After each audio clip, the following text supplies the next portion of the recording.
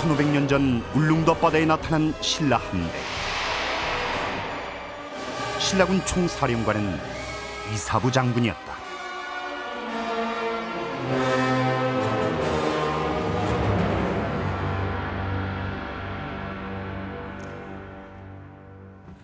신라 장군 이사부 하면 가장 먼저 떠오르는 이미지가 울릉도와 독도입니다. 울릉도는 삼국사기와 삼국유사에는 우산국이란 이름으로, 그리고 일본 역사서인 권기엔 우루마라는 명칭으로 등장을 합니다. 이런 울릉도를 우리 역사에 처음으로 끌어들인 이가 바로 이사부 장군이죠. 그런데 여러분께서는 이사부 장군이 어떤 방법으로 우산국을 정벌해 했는지 알고 계십니까? 우산국 정벌에 나선 이사부 장군이 내놓은 비장의 무기는 바로 이렇게 나무를 깎아서 만든 사자상이었습니다. 과연 이 나무 사자로 이사부 장군은 어떻게 우산국을 정벌했던 걸까요? 512년 음력 6월, 동해바다 한가운데 있는 섬 울릉도가 우리 역사에 처음 등장한다. 신라가 우산국 정벌에 나선 이날, 이사부 장군 옆엔 나무로 만든 사자가 있었다.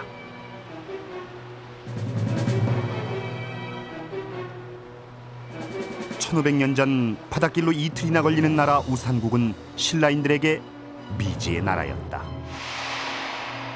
삼국사기에 따르면 당시 신라인들의 눈에 비친 우산국 사람들은 우둔하고 사나워 보였다. 우한이라는 말을 신라 입장이 아니고 우상국 입장에 보게 되면 상당히 영명한 사람들, 이렇게도 볼 수가 있죠. 그리고 영명한 사람들이기 때문에 신라 입장에 볼 때는 거만하다. 그다음에 신라의 질서를 거부하기 때문에 오랑캐다. 이렇게 해석할 수가 있는 것이죠. 만만치 않은 상대였던 우산국을 정벌하기 위해 나선 이사부 장군이 준비한 것은 바로 나무로 만든 사자였다. 나무 사자를 만들어 배에 나눠 싣고 마침내 우산국 정벌을 위한 원정길에 나선 신라 함대. 배 안에 실린 나무 사자는 우산국 정벌을 위한 비장의 무기였다.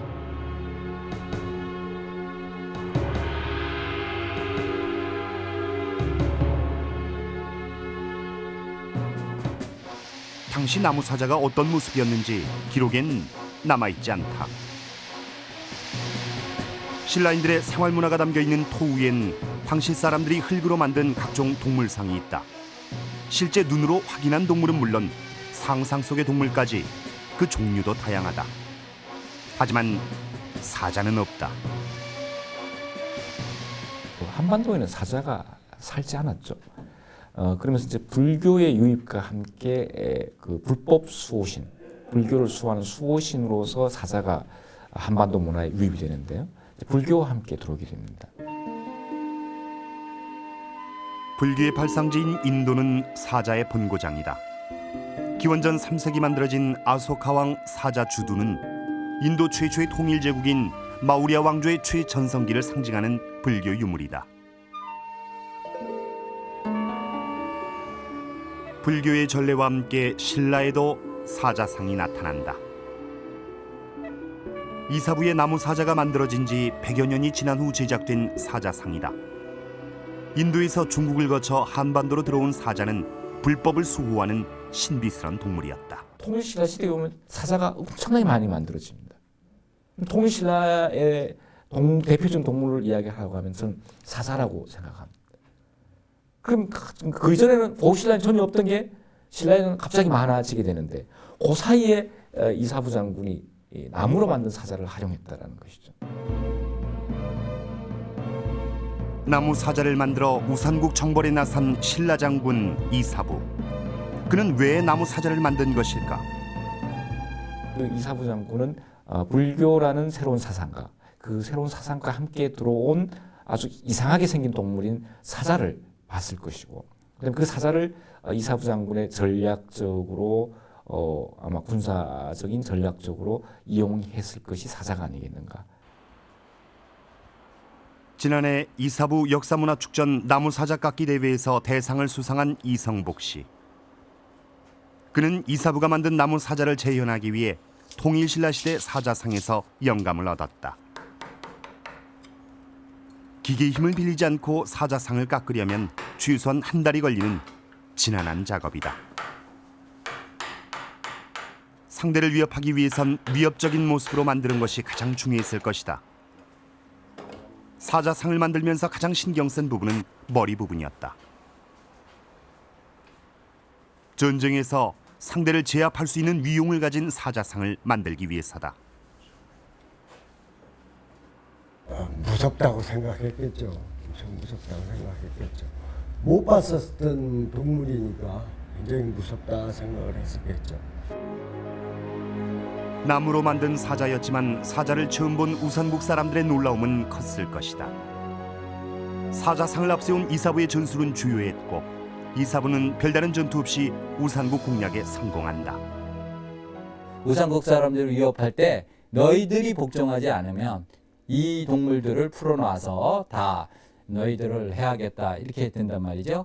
그래서 사자로 가장한 이런 것이 이제 우리 기록에 처음 나오는 것이 이사부고 그것을 이제 트로이 목마처럼 이 모구사자를 활용해서 싸움에서 활용해서 이제 상대방을 복종시키는 이런 역할로 나오는 것이죠. 전쟁에서 치밀한 계략으로 적의 눈을 속이는 전술은 고대로 갈수록 다양하게 활용된다. 신라 내무랑 때 신라군은 외적이 침입하자 풀로 허수아비를 만들어 신라군처럼 보이게 했다. 이렇게 만든 수천 개의 허수아비를 토암산 기슭에 세우고 군사 1000명을 매복시켜 신라군은 왜구를 불시에 기습 공격한다. 결과는 신라의 승리였다.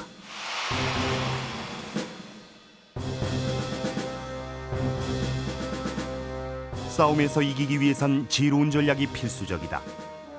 이사부는 상대의 약점을 읽는 치밀한 전술가였다.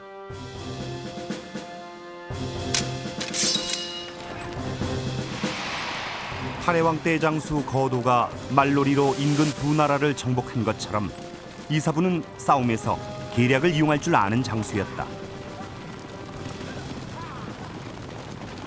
그게 이제 일종의 기만 전술인데 일단 기만을 해놓고 상대방이 방심했을 때 그때는 전격적으로 이 기동을 해서 적을 굴복시키는 그런 전술은 거도 때 이미 구사가 되고 그것이 이사부가 여러 차례 그런 전술을 활용한 사례들이 보이고 있습니다. 그래서 그럼 이사부의 어떤 전략가로서의 면모를 분명히 보여주는 것이고 또 하나 중요한 것은 그런 것을 통해서 신라의 어떤 고유한 어떤 전법의 전통이랄까요? 군사 전략의 전통이 형성되어 가고 있다라는 것을 거도와 이사부를 통해서 확인할 수 있다는 점이 중요하다고 봅니다. 나무로 만든 사자로 우산국을 위협해 우산국 정벌에 성공한 신라 장군 이사부. 그는 신라의 탁월한 전략가였다.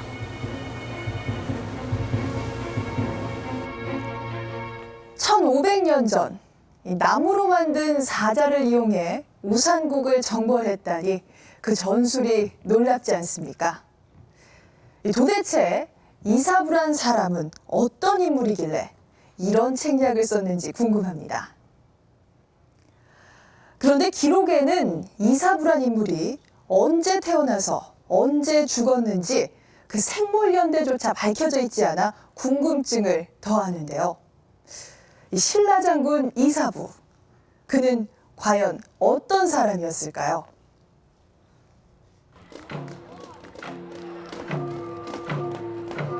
정월 대보름. 북청 사자놀이는 한 해의 나쁜 액을 막는 대표적인 민속놀이다.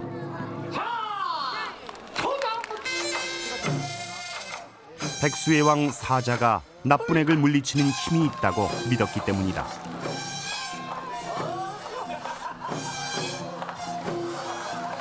마을이 평안하고 아무 탈 없이 한 해를 지낼 수 있도록 기원하는 북청 사자놀이. 이 놀이는 이사부의 사자로부터 유래했다고 전해진다. 우리가 지금 사자놀이 하면 흔히 북청사자놀이를 얘기하는데 이 북청사자놀이는 그동안 있었던 여러 사자춤, 역대에 있었던 여러 사자춤들의 모습을 아주 종합적으로 집약해서 갖고 있는 우리나라 사자춤의 대표적인 거죠. 그래서 고려시대 나래처럼 또 이사부가 적을 위협할 만큼 그 위험 있고 무서운 모습 이렇게 해가지고 집집마다 가서 귀신을 쫓아주고 복을 빌어주고 하면서 뭐 우리가 흔히 말하는 지신밟기 이것을 사자를 앞세워서 한 것이 북성사자놀이입니다. 통일신라 시대 문인 최치원이 남긴 향악 자병엔 산예라는 사자춤이 등장한다. 사막을 건너 먼 곳에서 흘러와 옷의 털은 다 빠졌지만 머리와 꼬리를 흔들어 어짐과 덕망을 펼치니 그 기운이 다른 동물과 다르더라. 벽사적인 기능을 하게 되는 것은 이미 이 모구사자로부터 암시가 있는 것이죠. 그러나 아까 말씀드린 대로 이사부 때는 위협적인 벽사적인 존재였는데 통일신라 시대 최치원 선생이 봤던 그런 사자춤은 향악자병에 있는 산예라는 사자춤은 그런 벽사적인 기능보다는 놀이적인 공연물적인 기능이 많아요. 그래서 공연물적인 기능이 있다가 고려시대에 오면 다시 그 나래에서 놀면서 벽사적인 것과 함께 연희적인 놀이적인 요소가 있었고 조선시대에 들면은 중국 사신 영접하는 행사 이건 놀이적인 요소겠죠. 조선 정조 때 수원 화성을 완공한 후 열린 축하 행사에도 사자춤이 공연됐다.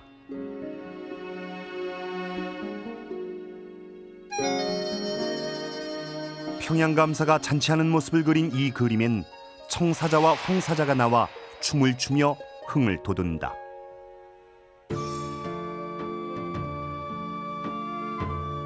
조선 후기 실학자 이익이 쓴 성호 사설엔 사자놀이가 이사부로부터 유래했다는 기록이 나온다.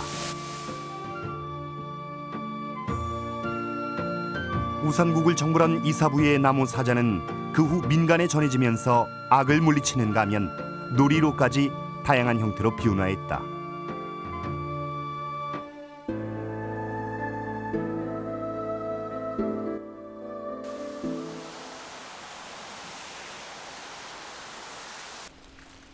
현재 강릉 KBS가 자리 잡은 이곳은 강릉 지역의 12신을 모신 대성황당이 있던 자리다.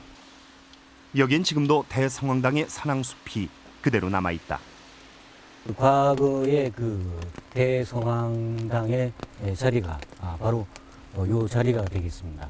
그 앉아 있는 그 건물이 이쪽 건물이고 지금도 요 앞쪽으로 그 대성황당의 선왕림이라고 할 수 있는 나무들이 저렇게 굵은 몇백년 나무들이 아직까지 현존해 있고 1900년 초까지만 해도 대성황당은 강릉을 지키는 주신을 모신 곳이었다. 하지만 일제강점기 일본에 의해 철저하게 파괴돼 사라졌다.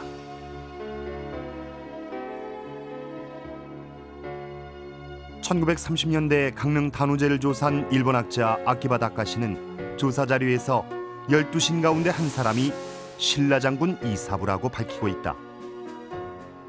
동해안 지역의 해상 장악력을 동시에 구축을 했고 그 과정의 하나로서 우산국을 정벌하고 또 그러한 그 위험이나 또 이사부 장군의 업적이 또는 그 치적이 이 지역의 주민들의 관념 속에 늘 살아서 존재했던 걸로 보여지고 그것이 다시 민속 신앙 속에 하나의 인격 신화하는 과정에서 이사부 장군을 대성황사에 모시는 즉 신격화시켜서 모시는 그러한 그 과정에서 이사부 장군이 강릉 단오제의 대성황사 주신으로 숭앙되는 그런 과정이라고 하겠습니다.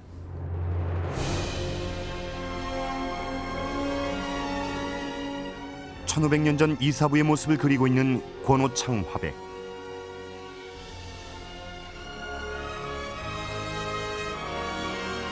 이사부의 역사적인 활동과 시대적인 고증을 통해 이사부의 모습을 하나하나 그려가고 있다.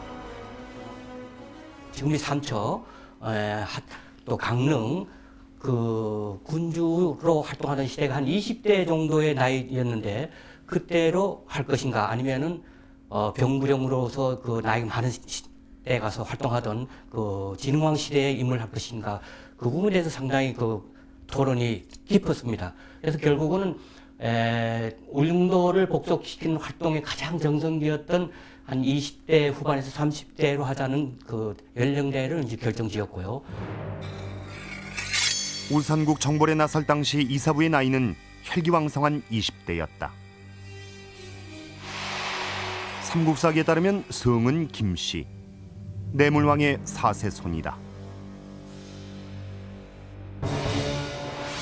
박씨, 김씨, 석씨가 번갈아 왕위를 이어가던 신라는 내물왕대에 와서 마립간이라는 왕호를 사용하며 김씨 왕조를 확립했다.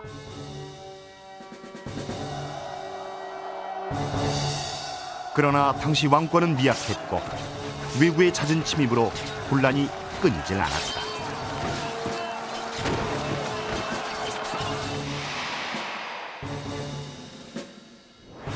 신라는 고구려의 구원을 요청한다. 신라 왕을 백성으로 삼았다는 기록은 당시 신라가 고구려의 영향권이었다는 결정적인 단서다. 고구려는 장수왕대에 와서 더욱 강력한 남진 정책을 펼치고 있었다. 신라를 거쳐 가야 지역까지 깊숙이 진출한 고구려는 5세기 한반도의 실질적인 주인이었다. 신라의 왕을 고구려가 좌지우지할 수 있을 정도의 관계가 됐습니다. 해가지고 신라의 17대 왕의 그 실성왕이라는 왕이 있는데 그 실성왕이 고구려에 의해서 세워졌다가 또 나중에 19대 눌지왕이라는 이 눌지왕도 고구려에서 세워졌다가 그런 신라의 왕을 고구려가 마음대로 좌지우지하는 450년 지금의 삼척 지역에서 고구려 장수가 살해되는 사건이 발생하면서 신라와 고구려의 관계는 악화된다. 481년경에 가면 이제 내륙으로 오늘날의 청주 그 지역까지 고구려가 차지를 하게 됩니다. 되고 이제 나중에 가서는 아까 말씀드린 대로 많이 신라 영토를 빼앗아 가지고 오늘날의 낙동강 상류가 고구려하고 신라하고 국경선이 되는 그런 시기가 있었습니다. 중원 고구려비엔 5세기 신라와 고구려의 관계를 단적으로 말해주는 기록이 있다. 고구려 왕이 신라 왕에게 의복을 하사했다는 것은 신라가 고구려의 속국이었다는 증거다.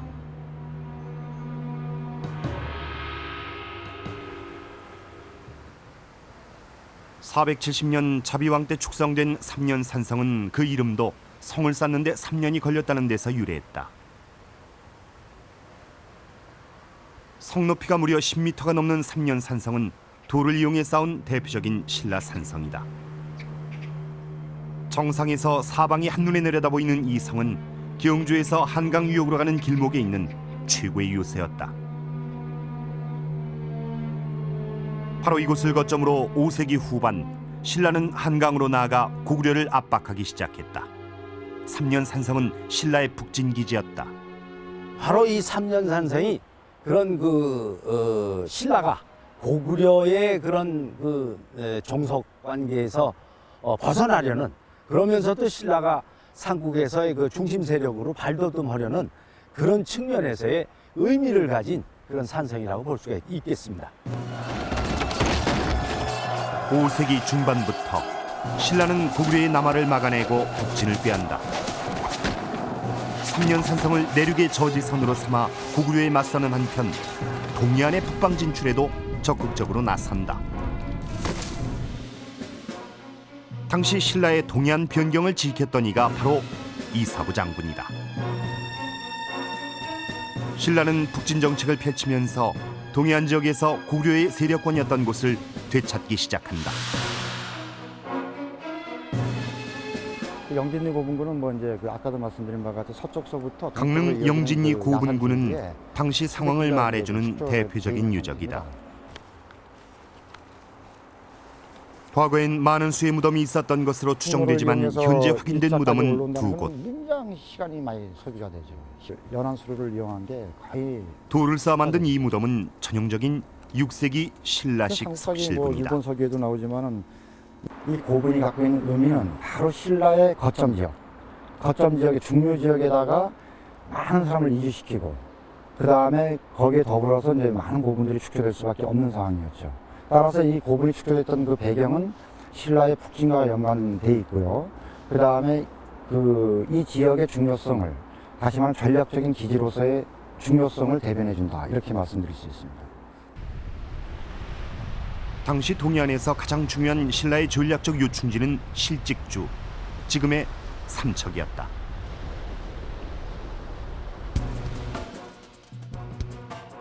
(5세기) 초 지중왕은 실직주를 설치했다. 주는 북경 지역을 통치하는 신라 지방 통치의 중심이었다. 삼척의 즈음으로 주를 설치했다는 것은 당시 이 지역의 중요성을 말해준다. 일단 삼척 지역은 그 신라의 동해안 쪽에서는 가장 북방의 그 전진 기지라고 볼 수가 있고요. 그 북쪽에 고구려 세력들이 고구려 그다음에 동해 뭐 이런 세력들이 역사적으로 자리 잡고 있었습니다. 그리고 또 삼척 지역을 장악을 하면 삼척이 바로 바닷가이기 때문에 동해 쪽으로 진출할 수 있는 그런 그 거점이 되기도 했습니다. 그래서 아마 신라가 그 지중왕 때 처음으로 그 지방의 중요한 그 군단 주둔지로 삼척 지역을 선택했을 것이라고 봅니다.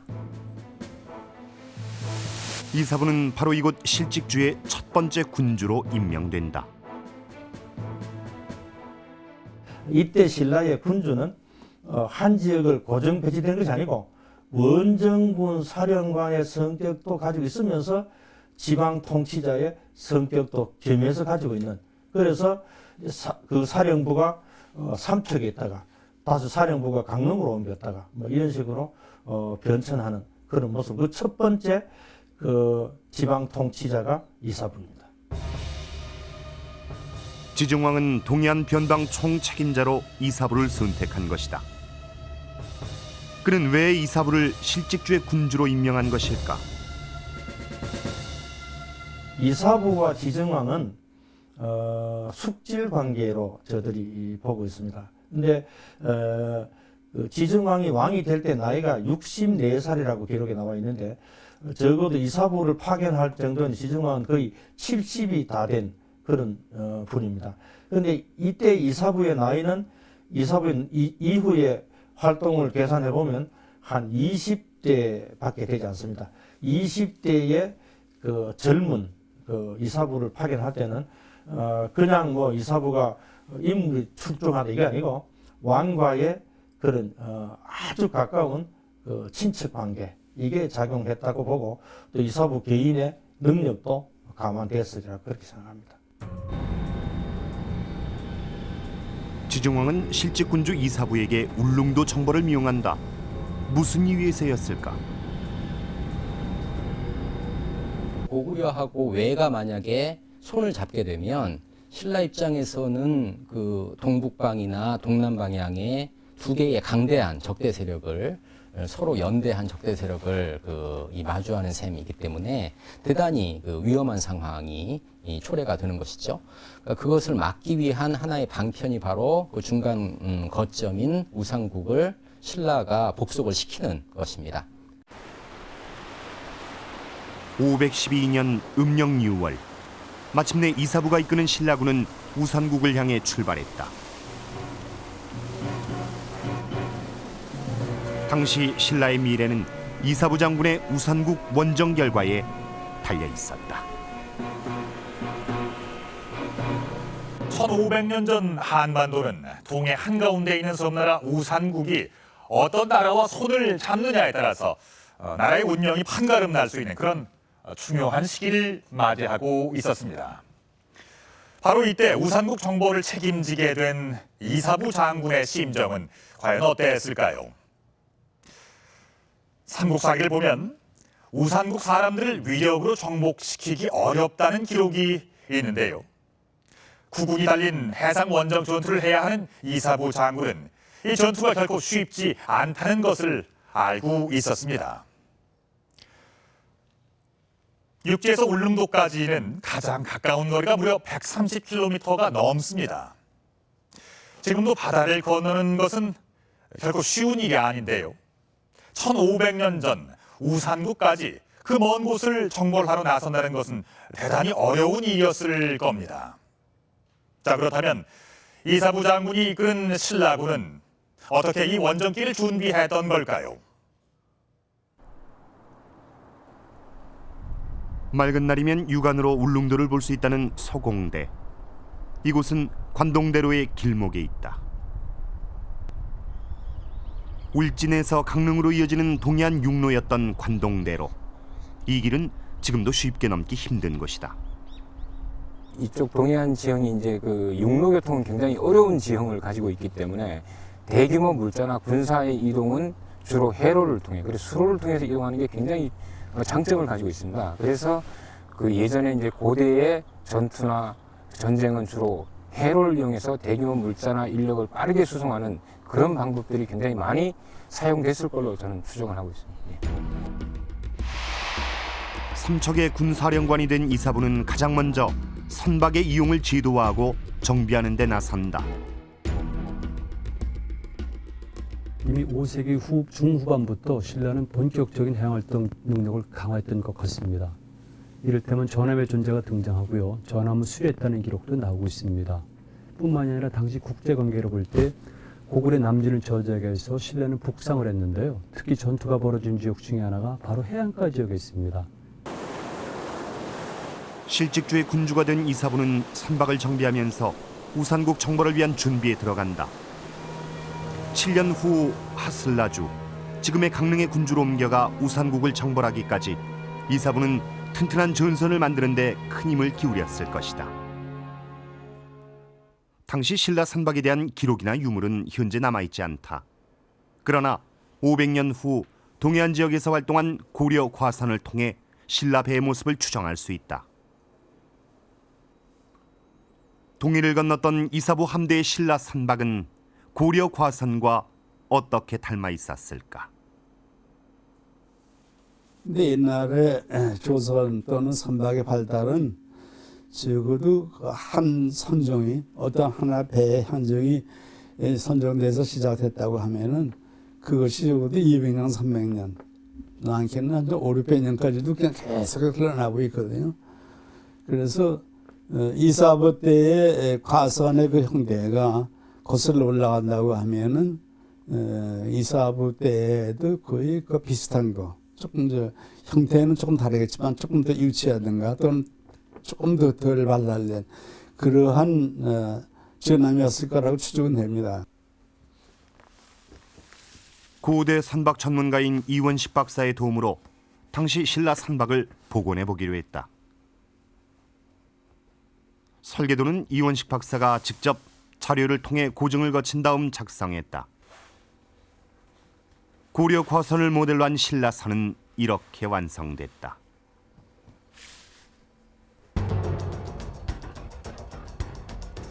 동해 먼 바다를 항해하기 위해서 배 앞부분은 보다 날씬한 유선형이었을 것이다.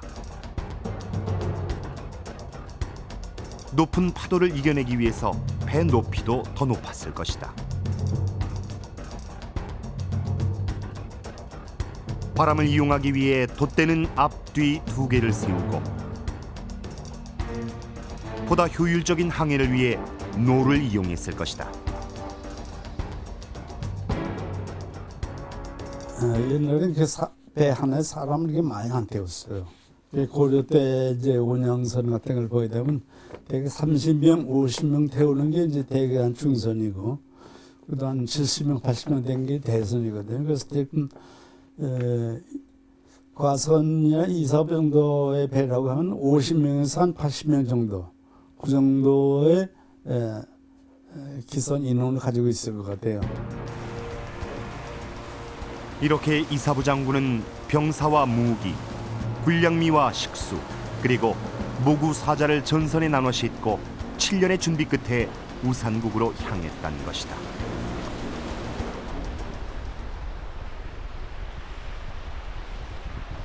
항해 중 가장 큰 문제는 예측할 수 없는 바다 날씨다. 울릉도로 가는 뱃길은 지금도 험난하다.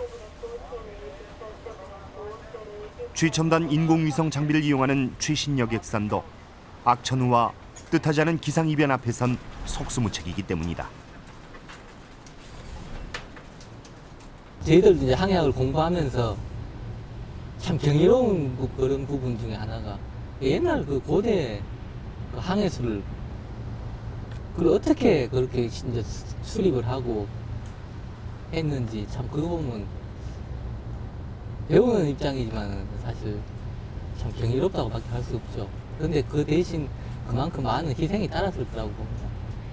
그래서 바다에 나갈 때는 전쟁에 나갈 때는 한 번 기도하고 바다에 나갈 때는 2번 기도하라는 말이 생기지 않았겠습니까?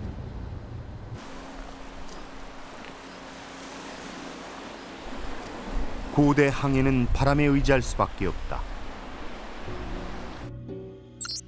삼국사기에 따르면 이사부가 동해를 건넌 시기는 6월.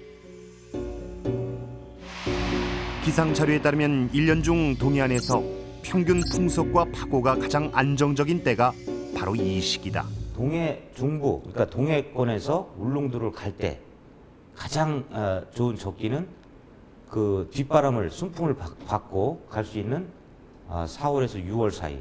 지금 현재 여기 이제 우리가 측정 기록에도 있지만 바람이 서풍이고요. 그때 바람이 세지는 않고 적당한 바람에 그런 바람 때문에 파도가 아주 잔잔한 그리고 항해하기에 가장 적합한 그런 시기이기 때문에 그때가 그런 요 지역에서 울릉도 가기 가장 적합한 그런 시기라고 볼 수가 있습니다. 항해 기술이 발달하지 않은 고대에는 눈으로 목표지를 확인하면서 운항했다. 울릉도로 가는 길도 육지를 기점으로 가시거리권을 유지하면서 항해했을 것이다. 이사부가 주로 그 출발했던 지역이 강릉으로부터 울진 사이 이 지역이었을 텐데 이 지역에서부터 항해를 하면서 조금만 나오면 이제 가시거리에 들어오게 되는 거죠. 가시거리에 들어오기 때문에 그렇게 어렵지 않게 이 목적 항해가 가능했을 것으로 생각이 됩니다. 조선시대에도 삼척에서 울릉도로 가는 가장 빠른 방법은 서풍이 불 때였다. 빨라도 꼬박 하루가 걸리고 노를 저어가면 1박 2일이 좋게 걸리는 거리가 울릉도였다.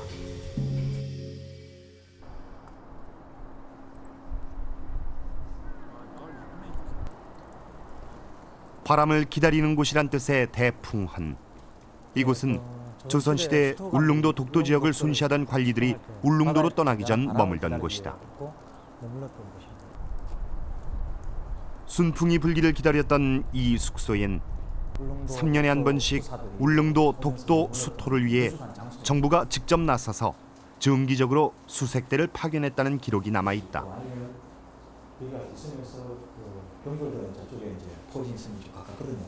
왕조실록에 보면은 삼척 장호항이라든가 지금 현재 울진의 죽변항, 그다음에 구산항 세 군데가 그다음에 울진포, 왕피천 지금 왕피천이라고 그러는데요. 한 세네 군데에서 출발했던 기록이 나오고 있습니다. 근데 조선 후기 한 19세기 들어오면서 전부 다 여기서 출발을 하게 되거든요. 아마 여러분의 경험에 의해 갖고 해류의 그 편안함을 여기 가장 편안하게 울릉도로 출발할 수 있던 곳을 아마 찾아낸 것 같습니다. 그렇다면 우산국 정벌을 위해 배를 만들고 출항 준비를 한 지역은 어딜까? 성공적인 원정을 위해서는 출발 항구의 위치 선정이 가장 중요하다. 국가의 운명을 건 군사작전이기 때문에 여기는 여러 가지 조건이 따르게 되는데요. 이를테면 출항식이라든가 그 시기의 자연환경도 매우 중요합니다.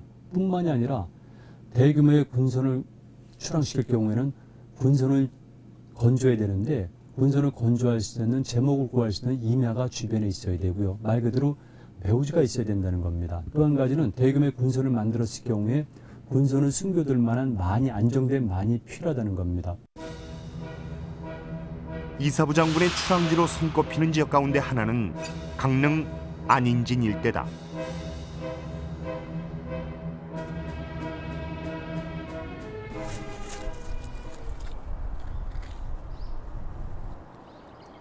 괴방산성은 6세기를 전후에 축조된 것으로 추정되는 성이다.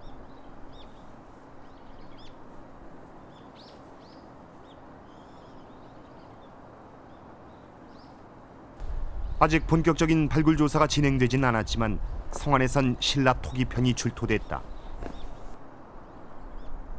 뿐만 아니라 이곳은 천의 항구를 끼고 있다. 군선강 하구와 연결돼 편안한 포구란 뜻을 가진 안인진 포구다. 조선시대 수군기지 안인포에 수군기지가 형성되어 있었다고 기록이 남아 있는데, 물론 이제 조선시대 초기에 양양 대포용으로 수군기지를 옮깁니다만은 그 전에는 안인진의 군선강 하구에 있었느냐 또는 아니면 안인진 쪽에 그 대포라는 그 지역에 있었는가는 정확하게 지금 밝혀진 건 없지만은 일단 안인지역 일대에 그 항구, 배를 댈 수 있는 항구, 정박지로서의 역할을 갖출 수 있는 지역은 이렇게 이제 군선강 하구 쪽으로 우리가 이제 주목할 수 있는 부분이 되겠습니다. 또 다른 출항지로 주목받고 있는 곳은 삼척시 오분동 일대.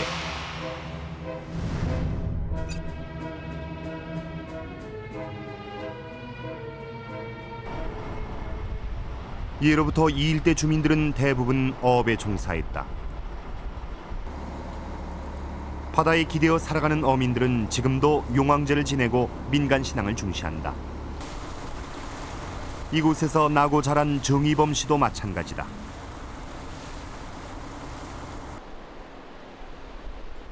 배가 정박하는 오분항 옆엔 마을 사람들이 모시는 선앙목이 있다. 이 나무엔 바다에서 풍어와 안전을 기원하는 어민들의 간절한 바람이 담겨 있다. 해마다 이곳에선 새 신을 위해 제사를 지낸다. 용왕신과 선왕신 그리고 이사부 장군신이다. 매년 이제 그 행사를 이제 그 2번을 치릅니다. 그 마을 행사 2번을 치르는데 그 제사상에 매가 그 3그릇을 올립니다. 그 중에 하나가 어르신들이 그러는데 그 중에 한 그릇이 그 제사밥 중에 한 그릇이 그 이사부 장군 그 제사상이라고 이제 그 저희들도 어르신들도 그러고. 삼척시에서 동해로 흘러드는 오십천 하구 오분동 뒤쪽엔 산성이 자리 잡고 있다. 바로 오화리 산성이다. 문헌에 따르면 이 산성은 고려 우왕 때 축조된 것으로 나온다. 하지만 학술 조사 과정에서 그 이전부터 중요한 거점 지역이었다는 사실이 확인됐다. 전체 성시설 안에 물론 이제 그 망대도 설치되어 있지만은 신라 시대 토기 편들이 곳곳에서 대량으로 발견됐기 때문이다.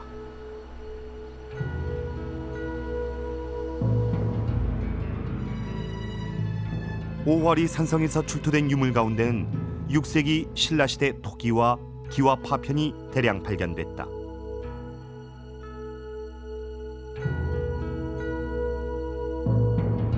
여기 톡 산, 그 사당 오화리 산성은 오분항과 연결돼 천의 자연 조건을 갖추고 있다. 옮겨갔느냐 뭐 논란이 이사부 장군의 출항지로 삼척이 주목받는 이유도 바로 이 때문이다. 이쪽으로 옮겨갔느냐 했더니 결국 이쪽에서 6세기 때의 성은 지금 남아 있는 건 유일하게 그 오화리 산성밖에 해당이 안 됩니다.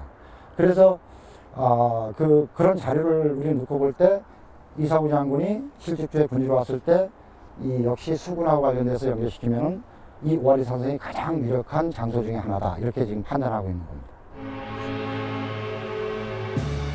실제 군주가 되어 선박 정비를 하고 수군을 정비한 지 7년. 군함을 만들고 항해하기 가장 좋은 때를 골라 출항에 나선 신라 장군 이사부. 512년 음력 6월 마침내 이사부가 이끄는 신라 함대는 우산국 원정길에 오른다. 지금까지 울릉도에서 발견된 유물로 미루어 볼 때 울릉도에 사람이 살기 시작한 것은 지금으로부터 2500년 전 청동기 시대부터였습니다. 그 후에 우산국이라는 이름으로 역사에 기록됩니다. 우산국, 이 우산국은 동해 한가운데 자리를 잡은 강력한 해상왕국이었습니다. 동해안에서 울릉도까지의 거리는 130여 킬로미터. 초고속 회속선을 이용하면 2시간 반 만에 닿는 거리다. 매년 30만 명 이상의 관광객이 즐겨 찾는 울릉도는 대부분 산악지형으로 이루어진 화산섬이다.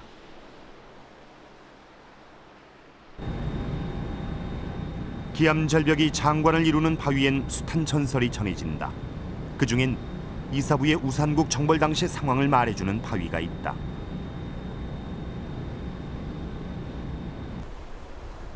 투구바위는 이사부에 굴복한 우산국 왕이 벗어놓은 투구가 변했다는 전설이 전해진다.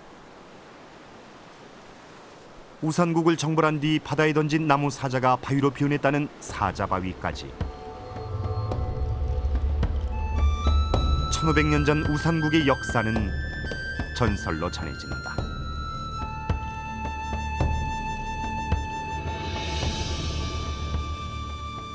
울릉초등학교 교장 손영규 씨는 1885년 울릉도에 들어와 살기 시작했던 증조부가 남긴 기록을 간직하고 있다. 구전되던 울릉도 역사를 직접 기록한 책이다. 여긴 우산국의 마지막 왕에 대한 얘기가 전해진다. 이사부에게 굴복한 우해왕에 대한 전설이다. 우산국의 제일 마지막 왕이 제가 알기로는 우해왕입니다. 우해왕인데 이 우해왕이 아주 용감하고 지역 그 당시에 살고 있는 울릉 우산국 주민들을 위해 가지고 아주 선정을 베푼 그런 왕으로 알고 있습니다. 당시 울릉도에도 외구의 침입이 심해지자 우해왕은 직접 대마도 정벌에 나선다. 대마도에서 담판을 지은 후 우해왕은 대마도주의 딸 풍미녀를 아내로 맞이했다고 한다. 풍미녀가 왕비가 되고 난 이후에 아주 사치를 많이 지기고 말하자면 요즘 말이 나오면 뭐 대장력 기산 그 정도로 아주 심한 사치를 지겼기 때문에 나라가 이제 망할 정도가 됐는데 이사부 장군이 우산국 정벌에 나선 시기가 바로 이때였다. 한 나라를 장악할 수 있는 절묘한 기회였다. 신라에 복속된 후 우산국은 신라의 질서에 편입됐다.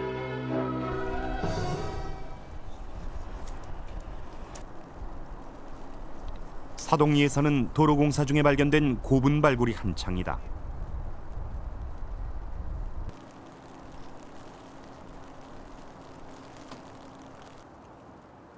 돌로 만든 이 무덤은 울릉도에서 발견된 100여 개의 신라식 고분 가운데 하나다. 울릉도에서 발견되는 무덤엔 한 가지 공통적인 특징이 있다. 울릉도의 특징이라고 하는 이 기단부를 평평하게 만든 다음에 그리고 벽체에 그 할석을 쌓아서 벽면을 만들고 그리고 울릉도의 풍부한 돌을 이용해서 봉분을 만들었다는 구조가 울릉도의 특징으로 볼 수 있습니다. 바닷가 경사면에 위치한 현포리 고분군. 이곳엔 40여 개의 돌로 된 고분들이 밀집해 있다.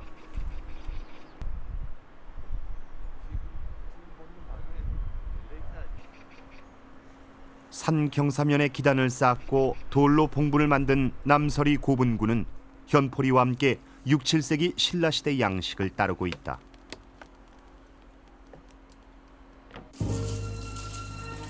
이들 고분에서 흥미로운 유물들이 발견됐다. 말장신구가 그것이다. 말장신구는 우산국의 기마문화의 가능성과 문화 수준을 짐작케 한다. 이 가운데 특히 눈길을 끄는 것은 4조각의 금속 파편이다. 정확한 형태를 알 수 없지만 그 주인은 누굴까?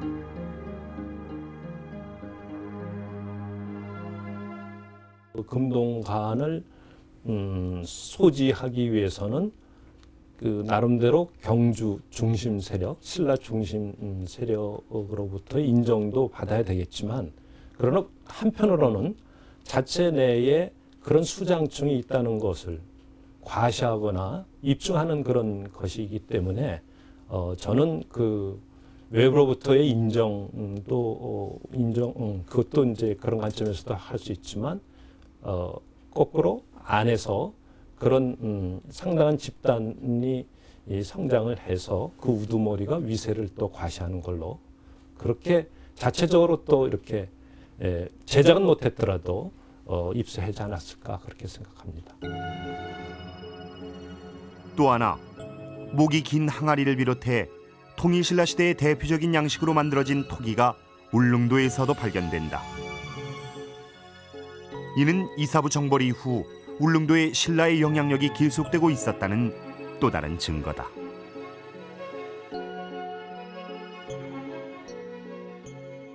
이사부 이후에 결국은 오히려 그 육지와 울릉도 간의 교류는 더 활발해지고 더 많은 인구가 유입되고 정착했을 거라고 생각이 됩니다. 그런 점에서 보면 이사부의 정벌은 아마 동해 그 해상 교통의 거점을 신라 측에서는 확보하면서 동시에 동해가 그 해상 활동의 그 아주 중심지로 두가 나타나는 그런 거라고 생각됩니다.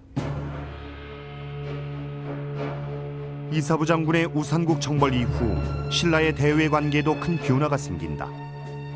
건국 이후 끊임없이 외구의 침입을 받았던 신라의 외구 침입이 줄어든 것이다. 우산국 정벌 후 150년 동안 역사 기록에서 외구의 침입 기사도 사라졌다. 다비왕 소지왕 때 약 50년간 외구가 한 10여 차례 약탈하는 기록이 나오는데 우산국 북속을 계기로 해서 딱 끊어지거든요. 그거는 외구들이 더 이상은 이제 동해 바다를 약탈의 대상 지역으로 삼을 수 없다 하는 것이 이사부의 우산국 점령으로 증명이 됐다, 이렇게 설명할 수 있지 않을까 생각이 되네요. 이사부의 우산국 정벌로 우리 역사에 편입된 울릉도, 독도. 동해바다는 이렇게 우리 역사가 됐다. 이사부 장군이 우산국을 정벌하면서 이 동해상에서 기승을 부리던 외구 침입이 그 후 150년간이나 뚝 끊어졌다니 이 우산국의 지정학적 중요성이 얼마나 컸는지 짐작이 가는 대목입니다. 지금도 대한민국 주권이 미치는 3,358개의 섬 가운데 울릉도와 독도만큼 중요한 가치를 가지고 있는 섬도 없을 겁니다. 그런데 이 우산국 정벌과 함께 이사부 장군에 대한 기록이 역사에서 사라집니다. 바로 법흥왕 제위 26년간의 일인데요. 그러나 540년 진흥왕의 즉위와 함께 이사부는 다시 역사의 전면에 등장하게 됩니다. 지중왕 때 우산국 정벌에 성공하면서 왕성한 활동을 하던 이사부 장군은 법흥왕으로 정권이 바뀌면서 역사상 아무런 기록도 남아있지 않다. 무려 26년 동안의 공백이었다. 그러다가 7살의 왕이 된 진흥왕이 즉위하면서 이사부는 다시 중앙정계로 복귀한다. 진흥왕 2년, 이사부는 당시 핵심 관직이었던 병부령에 임명되면서 내외 병마사를 겸하게 된다.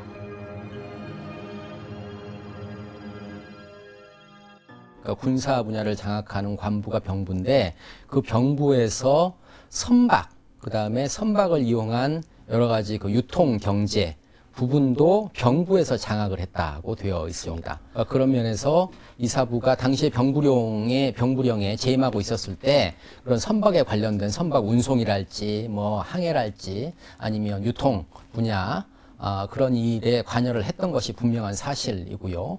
근데 그렇게 이 이사부가 활동할 수 있었던 중요한 경험을 쌓았던 것이 바로 그 전에, 그러니까 지증왕 때 이 실직군주하고 하슬라군주를 역임을 하면서 여러 가지 경험을 습득을 했던 것 같습니다. 이사부 장군이 정계로 다시 복귀할 수 있었던 이유는 당시의 정치적인 상황 때문이었다. 진흥왕이 나이가 어렸기 때문에 진흥왕의 어머니였던 그 지소부인이 태후였는데 태후가 섭정하는 시기였습니다. 그래서 실제로 진흥왕 이 초반부에 정권을 주도했던 그 최고의 실력자는 이사부였다고 생각이 됩니다. 그래서 왕정을 보필하던 최고의 신료가 이사부였다고 생각이 되고요. 그리고 그걸 통해서 이제 본격적인 그 대외 정복 활동에 이사부가 나서게 되죠. 550년 고구려와 백제가 치열한 접전으로 교란 상태에 빠지자 이사부 장군은 군사를 이끌고 나가 두 나라가 공방전을 벌이던 금연성과 도살성을 함락시켰다. 병무령을 맡은 이사부 장군은 본격적으로 신라 대외 팽창 정책에 전면에 나섰다. 이 무렵 신라는 남한강변에 위치한 단양에 적성을 쌓았다. 산능선을 따라 만안장처럼 둘러싼 성은 고구려를 대적하기 위한 신라의 전진기지였다. 적성은 한강 유역 진출을 위해 신라가 반드시 확보해야 하는 요충지였다. 소획산맥을 이 경계로 해서 고구려하고 대치하고 있었는데 비로소 그 이 대치선을 돌파를 해서 적성 지역을 장악을 했다는 것이고, 그것은 바로 이제 고구려하고 영서 지역에서도 맞설 수 있는 그런 그 거점을 확보했다는 의미가 있습니다.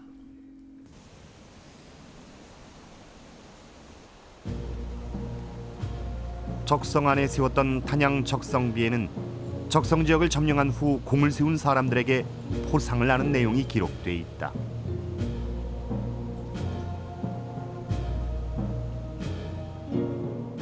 이 비문에 가장 먼저 나오는 이름이 바로 이사부 장군이다.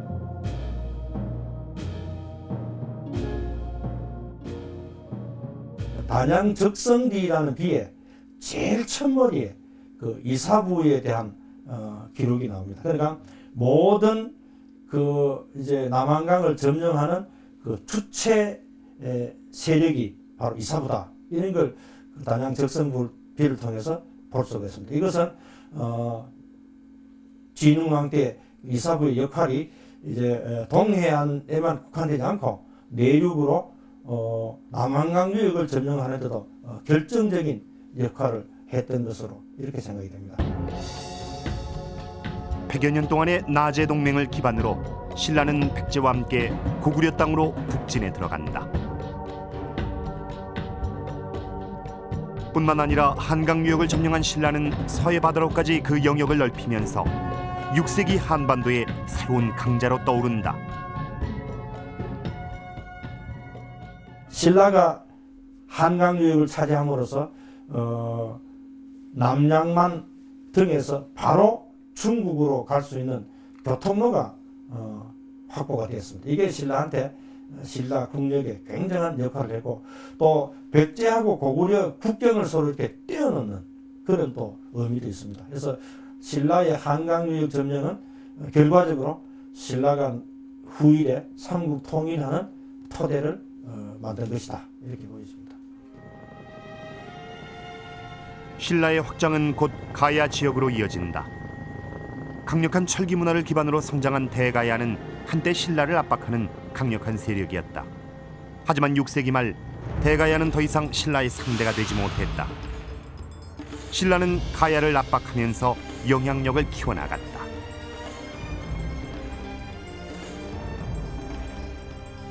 (562년) 마침내 진흥왕은 가야 토벌을 결정했다.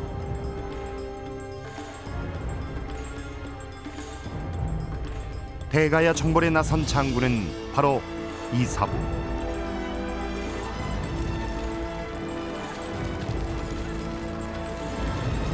대가야 정벌은 신라의 세력 팽창에 또 하나의 발판을 마련했다.